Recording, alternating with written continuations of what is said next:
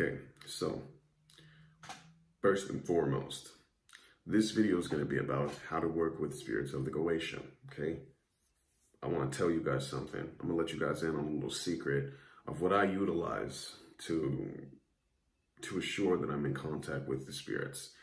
It's just because this is a more safe way to go about doing it, so I'm going to introduce you guys to this way, all right? First of all, I'm going to let you guys in on, some of what I use during my rituals when I'm doing any kind of evocation or invocation. I use the Ars Goetia by Orly Stewart. No, I don't know Orly Stewart, but I do know that these conjurations in here and the invocation of perpetual darkness is very fucking beneficial to my rituals. It puts my rituals to the point where it's almost as if they're on steroids, honestly. From my perspective, I would say it's almost as if it just puts it on steroids. It aligns me to my most powerful aspects of myself and allows me to be in control, okay? It allows me to pull forward that spirit in an undeniable fashion to make it to where the contact with that spirit is very tangible. Very tangible. And I'm going to leave it at that. The way that I start off with doing this is I'll cast my summoning circle. I like to cast it mentally, and I'll bring forward 4 spirits that I'm comfortable with. For example, if I'm casting the circle of Leviathan, I'm more comfortable with, Baal. I'm comfortable with Lucifer. I'm comfortable with bringing forward, I'm also comfortable with bringing forward Samael. For the circle of Leviathan. After I cast my circle of Leviathan, I'm going to go move forward to do my banishing rite. When I'm preparing to do a ritual, I make sure that I blast the fucking place just to make sure that I am kind of come in contact with who it is that I'm calling to. And that's why I bring these spirits forward, because they assure that I'm in connection with the right ones, okay?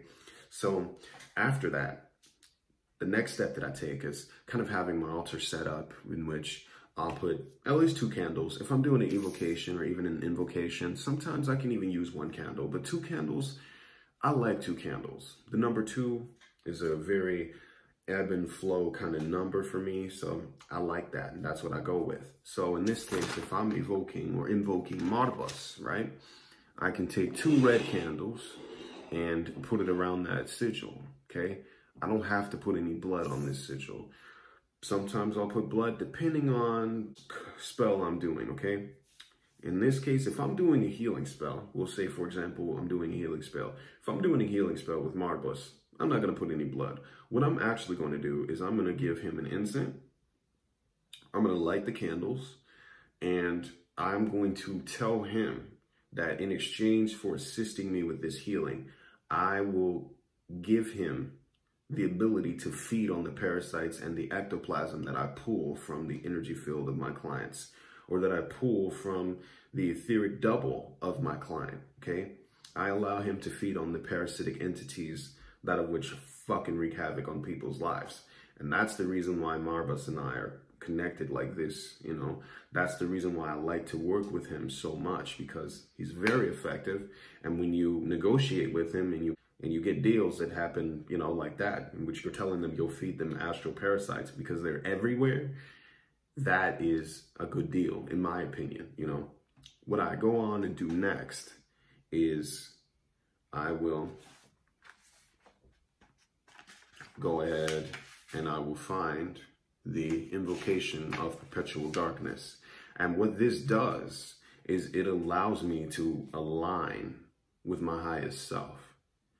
Okay, it allows me to align with my highest self, which is fucking awesome, because it makes the ritual feel like it literally is going to be successful. It instills that confidence in you. It gives you that self-esteem. It gives you that boost of morale as well.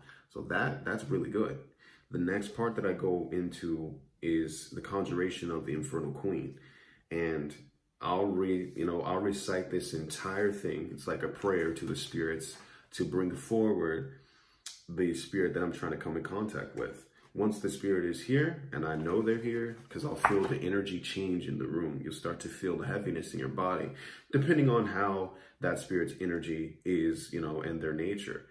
So I'll start to feel a shift in the room. The energy will start to become heavy or light, or I'll start to feel like things are touching me. I'll hear things, I'll get thoughts that start to be put into my head, in which I know that communication has started, especially when it comes to Marbos, because he's very talkative. Okay, he's never quiet whenever I'm communicating with him. He's always guiding me to do something or helping me to understand whatever it is that I'm trying to do and what I'm trying to achieve to the best of my ability. He is fucking awesome. But so is every other fucking spirit that you work with, because they all have such great qualities to them if you get to know them and you build that bond with them. So anyway, after I'm done with that, I do my welcome onto the spirit, just to show, you know, respect to them. Sometimes I'll do that, sometimes I won't. Sometimes I'll just make it up. But most of the time I'll just read it from here, just because it's a lot easier and I don't have to think about shit, because it's literally right there. Once I'm done with that, then I move on to the ritual. And I know he's there, so I'll pull in his energy, okay? Without doing an in or a chant, I'll pull in the energy with my left hand and I'll put it over the sigil. I'll place my hands kind of in front of the fire just to start to get a better connection. And as I'm connecting more, I allow the spirit to come into me. And then they take over. And once they take over and I'm possessed, I allow them to take control of the ritual. This is how I perform my rituals. This is how I work with the spirits of the goetia. I'm usually not doing evocations. I'm doing invocations more often, because I feel it's a lot more effective. Possession is a lot more effective when you're working with spirits, because you get on more of a real, you know, you get a more real bond with that spirit. You also get a far more real connection and attunement to the energies that they emit. So that's how I work with spirits of the goetia. I communicate with them for the most part telepathically, okay? And I literally do not always see the spirit. For example, when I first evoked Pazuzu for a spell, I literally did not see Pazuzu, but I really felt that Pazuzu was there, okay? After my second ritual that I did with Pazuzu, that's when Pazuzu presented himself to me, and I was like, okay, I was able to see him, okay?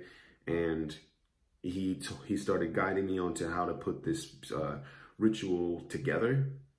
I was able to perform it. Both of the rituals were very successful, whether I saw him or not. So for those of you who are so fixated on seeing the spirit, you don't have to worry about seeing them.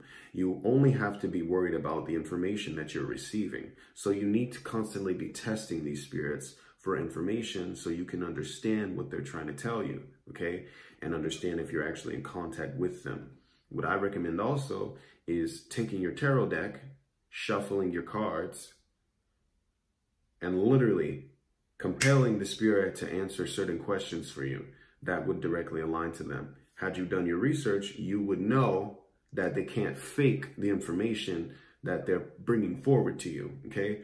That is when you know that these spirits are actually around you, okay? When you're communicating with something that's like a parasite, they won't talk. They tend to squeak, or they'll fuck with you. They'll make your body hurt. You'll feel drained. You'll feel a lot of these different sensations that are telltale signs that you have a spirit attached to you that is not for your highest good, okay? And is not, that doesn't have your best interest. So you need to allow yourself to find methods to test these motherfuckers to make sure that you're actually in contact with them. And this is how I work with spirits of the goetia. I hope that this video is beneficial to you. I hope it helps.